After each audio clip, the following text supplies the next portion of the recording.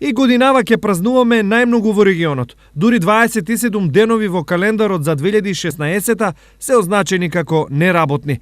Од нив 11 се државни празници и на нив дома ќе седат сите. Православните верници ќе празнуваат дополнителни 5 верски празници, а сите останати националности и верски заедници ќе поделат уште 11 неработни денови, значени за нивната нација, односно религија. Традиционално и оваа година најмногу ќе се празнува во јануари. Од 31 ден, 5 се неработни, а за повеќето во тек е продолжениот новогодишен викенд.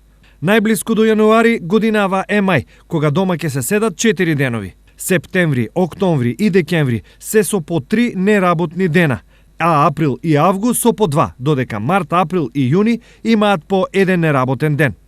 На работа без прекин ќе се оди само во февруари. Ова значи дека од 12 месеци во државава работни се само 10. Еден не се работи поради одмор, а другиот поради празниците.